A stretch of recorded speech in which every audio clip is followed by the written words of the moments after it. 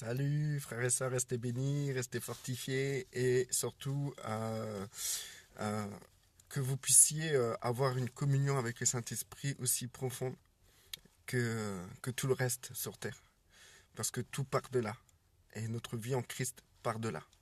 Car il est écrit que l'homme spirituel marche par l'Esprit. Donc, si vous ne voulez pas accomplir les œuvres de la chair, c'est-à-dire tout ce qui concerne votre vie et vos désirs qui sont tournés vers la terre, toutes les convoitises que vous pouvez avoir par rapport à ce monde de consommation, aussi, quand on parle de chair, on peut parler aussi à tous les défauts qui nous empêchent d'entendre la voix de Dieu et d'entendre l'esprit et de suivre le mouvement de l'esprit. Et aussi toutes ces choses-là qui font que nous-mêmes, on veut se réaliser en Christ par le moyen de la religion ou par des œuvres quelconques, etc. Donc si vous ne voulez pas marcher selon la chair, bah, marcher selon l'esprit. Pour marcher selon l'esprit, il faut être à son écoute, avoir un savoir-vivre avec et savoir collaborer avec. Il est en vous et il participe à vos journées au quotidien. Il interfère et il interagit dans votre intelligence, dans vos émotions et votre volonté doit se plier à cela pour que vous puissiez marcher selon l'esprit. C'est toute une mécanique qui se fait à l'intérieur de vous et que vous devez vous sensibiliser et comprendre comment cela fonctionne. Donc du coup, je vais parler sur la guérison, la délivrance et bien d'autres choses. Et en fait, si vous voulez, moi-même, j'ai eu l'honneur, grâce au Seigneur, et je l'ai toujours, de pouvoir prier pour des malades et que ces malades soient guéris. J'ai eu l'honneur et le privilège aussi d'imposer les mains à des malades pour chasser des esprits ou pour les guérir ou quoi que ce soit et que les personnes ont été délivrées. Donc du coup, je ne suis pas contre la guérison ni la délivrance puisque moi, je le pratique. C'est des années que je le pratique et je le fais et je continue à le faire.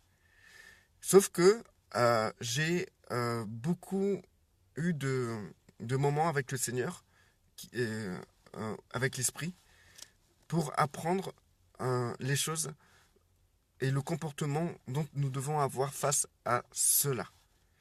Alors j'en parle aujourd'hui parce que aujourd'hui, après l'événement de la prospérité, nous avons eu l'événement de la délivrance, où tout le monde chassait des démons à gauche, à droite, à gauche, à droite, à gauche, partout.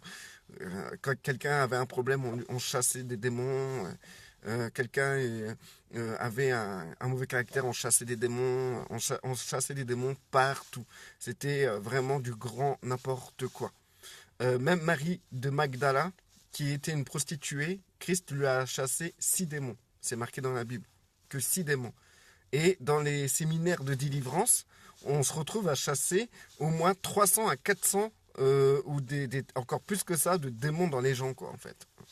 Donc, c'était du grand n'importe quoi. Et tout le monde était excité par ça, etc. Et il y a eu énormément de dérives. Moi-même, j'ai dérivé. Si je vous parle de la guérison, c'est que je sais de quoi je parle. Si je vous parle de délivrance, je sais de quoi je parle. Donc dans la délivrance, j'ai complètement dérapé. Je me suis retrouvé à chasser plus d'une vingtaine, d'une trentaine de démons dans une personne. Comme je vous ai dit, Marie de Magdala, elle qui était une prostituée, en avait que 6. Vous comprenez un peu le rapport? Il y a des gens, ils ont fait moins que Marie de Magdala, ils se retrouvent avec une légion de démons en eux, comme par hasard. Et à chaque fois qu'il y a un truc qui n'allait pas, dans la vie de quelqu'un, on chassait un démon. En réalité, c'était la personne qui devait simplement se repentir ou changer de caractère, quoi, en fait. Donc du coup, ça m'est même arrivé de faire des gaffes, mais totales. Un jour, j'avais une sœur, elle avait son fils qui était autiste, et du coup, moi, dans ma tête, j'avais compris que l'autisme, c'était démoniaque. Donc du coup, j'ai dit à cette sœur que son fils avait des démons, ça l'a traumatisé. J'ai commencé à chasser des démons, il n'y a rien qui s'est passé, mais ça l'a traumatisé. Du coup, elle m'en veut énormément encore aujourd'hui. Les erreurs qu'on a pu commettre dans ce genre d'euphorie, de mode, sont incroyables. Et c'est ça qu'il faut éviter. Et aujourd'hui, nous avons quoi? La guérison. Allez hop, on va rajouter. Avant, c'était la prospérité. Maintenant, après, c'était la délivrance. Et maintenant, c'est la guérison. Et à chaque fois, c'est des dérives totales. Des dérives totales. Quand c'était la prospérité, c'était qu'on est des bourgeois, des riches sur terre. Hein, imaginaire, puisque souvent c'est pas le cas. Il y a beaucoup de gens qui ont été frustrés parce que on lui disait mais ton héritage c'est de réussir dans la vie, c'est d'avoir une belle maison, c'est d'avoir une belle voiture. On leur disait toutes ces choses là et les gens ils se retrouvaient au chômage chez eux et à la fin à la moitié du mois ils avaient déjà rien dans le frigo et tout le temps on leur disait tout ça. On leur disait ouais le Seigneur va remplir ton frigo et la foi car tu es un enfant de Dieu et à chaque fois énormément de personnes se retrouvaient démunies et donc ça crée des gens qui étaient totalement frustrés par ce genre d'évangile. Ensuite, il y a eu l'évangile de la délivrance, comme je vous ai dit. Et ben, en fait, ça frustrait énormément de gens parce que il y a les deux, ça, c'était des deux côtés. Il y avait le côté des gens qui chassaient les démons partout, à tout va, et qui, au final, voient que les gens ne changent pas. Les gens restent toujours pareils. Les gens, ils étaient là dans leur tête, ils disaient, mais attends, on a chassé plus de 20 démons dans la personne et elle reste toujours comme elle est. Elle est toujours comme elle est toujours en train de pécher, de faire ce qu'elle veut, elle est toujours dans l'iniquité, on comprend pas, on va encore lui chasser des démons, et quand on lui chasse encore des démons, c'est toujours pareil, les gens ne changent pas. Sauf quelques personnes où l'esprit nous a poussés à délivrer, qui ont eu un changement véritable, parce que c'était le plan du Saint-Esprit. Mais nous, avant, mais ceux qui étaient dans la délivrance, qu'est-ce qu'ils faisaient? Eh ben, on chassait pour un oui, pour un non. On chassait tout le temps pour un oui, pour un non. L'autre, il fait un peu de travers, on va chasser un démon, etc. Et ça, c'était affreux. Et ensuite, les frustrés, c'était ceux qui, normalement, étaient bien, mais ils avaient juste un mauvais caractère, et que d'un coup, on les accuse d'avoir des démons dans leur corps. Alors, imaginez-vous la frustration que ça peut donner. Mais Seigneur, je suis ton enfant et tout, j'arrive pas à m'empêcher, pourtant on m'a fait une délivrance, je fume ma cigarette, on m'a dit que c'était un démon, et alors ils m'ont chassé le démon, j'ai toujours envie de fumer, Seigneur, je fume toujours, je comprends pas, je suis perdu. Et tout ça, ça crée le désordre dans le corps du Christ. Et aujourd'hui, c'est autour de la guérison. La guérison. Moi, j'ai fait beaucoup d'erreurs aussi dans la guérison. J'allais vers les gens, je leur prouvais par A plus B que Dieu voulait les guérir. Je leur sortais les versets, je sortais les multiples Bibles que j'avais sur moi. Et je disais, regarde, il est écrit ça, il est écrit ça, il est écrit ça. Et que quand je priais pour la personne, il n'y a rien qui se passait. Et pourtant, pour d'autres personnes, quand j'avais à cœur de prier, vraiment, je sentais qu'il fallait que je prie pour la personne, bah, quand je priais, elle guérissait. Mais je voulais prier pour toutes les personnes que je croisais sur mon chemin. Et du coup, il y a beaucoup de gens qui n'étaient pas dans les œuvres que Dieu m'a préparées d'avance. Et donc, du coup, je leur imposais quelque chose qui n'était pas dans le plan de Dieu à mon sujet. Et donc, du coup, combien de personnes qui sont dans la délivrance, dans la guérison aujourd'hui, ont fait la même erreur? On priait, on prouvait par A plus B que Dieu voulait les guérir, et quand ils ont prié, il n'y a pas eu guérison. Et la faute, on va la mettre sur qui? Sur la personne pour qui on a prié? Sur nous-mêmes, au manque de foi? Ou c'est parce que Dieu n'était pas là? Tout simplement, je pense que j'opterai pour la troisième solution. Elle est énormément beaucoup plus sage. Donc, Dieu n'était pas là. Parce que si Dieu était là, si c'était les œuvres que Dieu t'a préparées d'avance, la personne serait guérie. Et si la personne n'est pas guérie, c'est que là, tu es hors plan, hors sujet. Dieu n'était pas là. Dieu n'est que là où il te demande d'être. Bien sûr, il y a des exceptions à la règle. Il y a comme Christ, il devait faire ce qu'il voyait faire au Père. Il ne faisait pas autre chose que le Père lui demandait de faire. Christ, quand il était sur terre, il pouvait faire ce qu'il voulait. Il pouvait faire des milliards de trucs. Mais il a été là où le Père lui demandait d'aller, et il guérissait ceux que le Père avait mis sur le chemin de ses œuvres. Et donc, du coup, il y a eu des écarts. Parce qu'il y a eu quelques petits écarts avec je sais plus comment on dit ça. Celui qui voulait que son fils y guérisse, mais il faisait partie de l'armée romaine. Et il y a aussi la Samaritaine qui disait que ses enfants mangent les miettes par terre, que les chats mangent les miettes par terre que les enfants font tomber. Et ben ça, c'était parce que Christ a dit, je suis venu pour la maison d'Israël et non pour les chiens. Et du coup, les deux personnes-là ont manifesté une foi tellement forte que Christ a permis la guérison. Mais c'est rare. Christ a pas eu plusieurs fois ce genre de situation. Et quoi qu'il arrive, Christ faisait ce que le Père lui donnait de faire. Il allait ni à droite ni à gauche. Maintenant, nous, ce qui est important dans ce qu'on fait, c'est savoir ce que le Père veut. Quand vous avez décidé d'aller prier pour quelqu'un, c'est bien. C'est bien, il n'y a rien de mal à faire ça.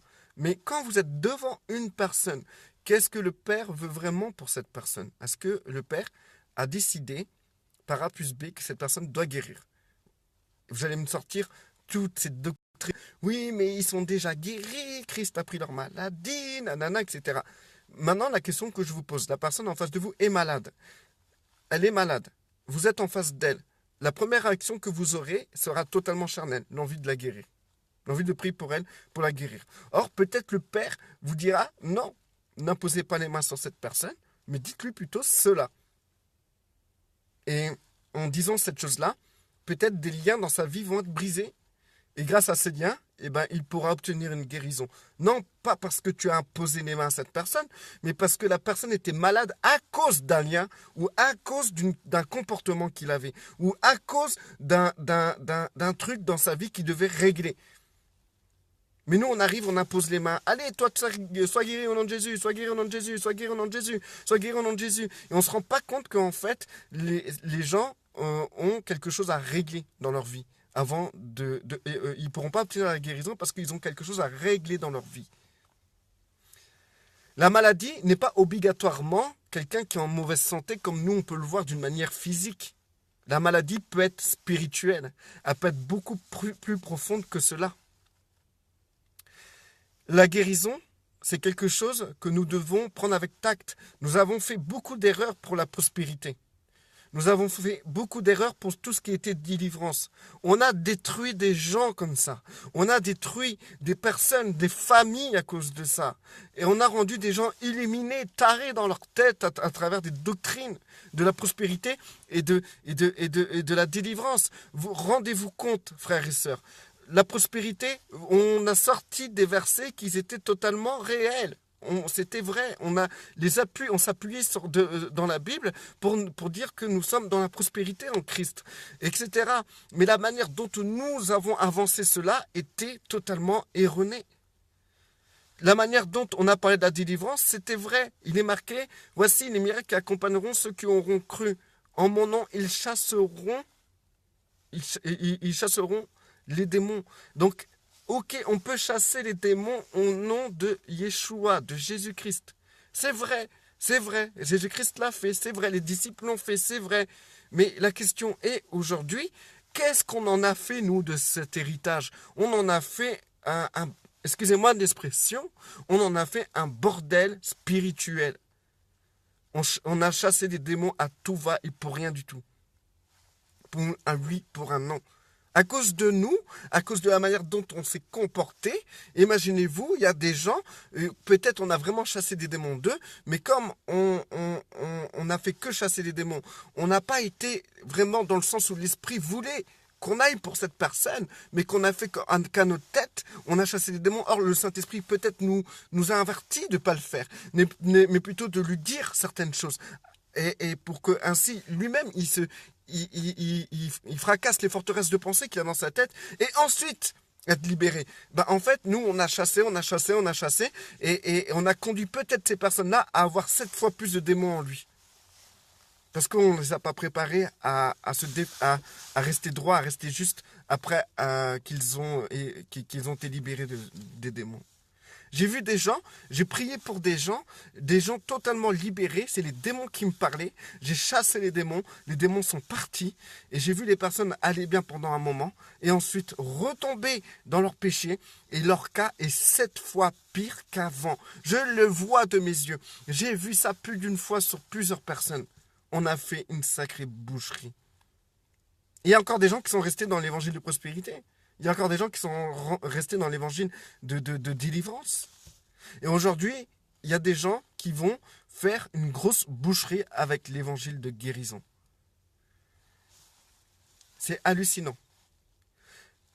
Pour éviter ce genre d'erreur, chose que moi j'ai faite, et chose que aujourd'hui j'ai compris comment ne plus rentrer dans ce genre d'erreur, c'est que quand vous êtes devant une personne, même si elle est malade, vous voyez qu'elle a un démon, restez calme et percevez ce que le Saint-Esprit veut vraiment pour cette personne.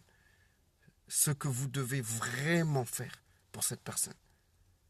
Peut-être vous serez devant cette personne, vous ne lui direz rien du tout. Et que quand vous allez rentrer chez vous, le Saint-Esprit va vous pousser à l'intercession pour cette personne. Et grâce à cette intercession, vous allez détruire des forteresses de l'ennemi dans sa vie. Et cette personne va se redresser et elle ne comprendra pas qu'est-ce qui se passe. La guérison n'est pas que de l'imposition des mains pour guérir les malades. La guérison est un comportement d'obéissance envers le Saint-Esprit face à la personne que vous voulez, dans laquelle vous voulez agir. Pour être conduit dans l'esprit, il faut rester calme. Il faut rester tranquille, calme, posé face aux gens. Il ne faut pas se précipiter. Parce que vous pouvez faire de graves erreurs. Quel témoignage on donne aux gens quand on leur dit que Christ va vous guérir, des gens qui ne croient pas en Dieu, des gens qui sont loin de croire en Dieu, on leur dit Dieu existe et Dieu va vous guérir et vous allez prier pour cette personne, la personne ne va pas guérir. Quel témoignage vous donnez en réalité? Ça, vous n'en parlez pas. Hein. Vous parlez que des gens que vous avez guéris. Moi, je peux parler que des gens que j'ai guéris. Et franchement, il y a eu des miracles. Hein. Des cancers qui sont partis, une personne qui a eu le cancer généralisé, etc. Je me tais, je sens en moi l'esprit qui me presse de me taire, que je ne dois pas parler de ça. Parce que ça serait me vanter. Je me tais. Mais par contre, ce que je tiens à vous dire, frères et sœurs, vous ne parlez jamais des gens que vous avez priés qui n'ont pas été guéris. Mais je peux vous dire qu'il y en a tout plein. Et ces gens-là, quel témoignage vous leur donnez? Hein? Encore, ça m'est arrivé là. Là, je peux vous en parler parce que l'Esprit m'a mis ça à cœur déjà avant que je commence la vidéo. Il m'a fait méditer encore plus sur ça. Il y a une collègue de travail, je voyais qu'elle était vraiment pas bien. Et je lui ai dit, j'ai senti dans mon cœur que je pouvais prier pour elle. Mais j'avais peur de lui demander, puisque elle ne croyait vraiment pas en Dieu et que j'en avais marre et tout d'être dans le travail. Et j'ai fait beaucoup d'erreurs dans le monde du travail à cause de ça. J'ai prié pour tout le monde dans le monde du travail aussi. J'ai évangélisé dans le monde du travail, mais puissamment. Mais le résultat était médiocre. Mais voilà, bref, pour vous dire, là je ne voulais pas renouveler cette erreur. Donc j'ai dit, Seigneur, si ça vient vraiment de toi, j'ai prié. Et j'ai prié pour cette personne, elle a guéri instantanément. C'était quelque chose qu'elle traînait depuis 3 mois. Elle était dans la douleur. Et elle a guéri instantanément. Et du coup, il n'y a pas longtemps, j'ai vu une autre personne qui avait une infirmité, pareil. Et je sentais au fond de moi que non, je ne devais pas prier là. Et elle me parlait de son infirmité, qu'elle avait mal. Je disais, Seigneur, regarde, juste je pose mes mains sur elle, je prie. Je lui prends la main simplement, je lui prends la main et je lui dis, t'es guérie, elle est guérie, Seigneur. Franchement, elle souffre tellement et tout. Et mon sentiment a pris le dessus par rapport au Saint-Esprit. Du coup, j'avais cette retenue que j'avais pour prier a été étouffée par mon désir de vouloir faire du bien. Donc du coup, j'ai dit, viens, je prie pour toi et tout. Hein. Et la personne a été ouverte, ah vas-y, il n'y a pas de souci. Et j'ai prié pour elle. Et il s'est rien passé. Il s'est rien passé. Et là, j'ai senti la différence. Quand c'est le doigt de Dieu ou quand c'est mon doigt qui va agir. Quand on est des bébés, Dieu fait grâce. Vous voulez prier, il va honorer votre foi. Mais à un certain niveau, il est temps de vous soumettre à l'esprit et de faire ce que l'esprit vous demande de faire et pas ce que vous avez envie de faire. Donc, Hélène, Shalom, mon frère. Ok, avec toi, tout cela est le résultat d'un manque de discernement. Totalement. Voilà, un manque de discernement. Et il faut vraiment se dire, c'est très important, frères et sœurs, et je vous le conseille de le faire dès à présent. Quand vous êtes devant quelqu'un, prenez votre temps avant de prendre la décision de faire quelque chose au nom du Christ. Restez tranquille, attendez. Parce que peut-être c'est juste une parole de connaissance qu'il lui faut à cette personne. Une parole de sagesse. Ou juste, juste un mot. Ou juste il faut rien. Juste il faut une intercession dans le privé. Juste il faut l'aider à comprendre qu'elle doit pardonner. Parce que toutes les personnes à qui vous imposez les mains dans la rue, vous ne connaissez même pas, ils ont un manque de pardon. Et rien que ça peut empêcher la guérison. Bref, il y a des tas de choses à dire sur ce sujet, frères et sœurs. Voilà, moi je pense avoir dit un petit résumé qui peut être très édifiant si vous écoutez du bonne oreille. Si vous écoutez avec vos œillères, là c'est fini, ça sert à rien. Mais là je vais vous dire, frères et sœurs, vous rentrez tout droit dans l'évangile de guérison. C'est ni plus ni moins le petit frère de l'évangile de délivrance et l'évangile de prospérité. Vous voulez faire quoi? Des dégâts?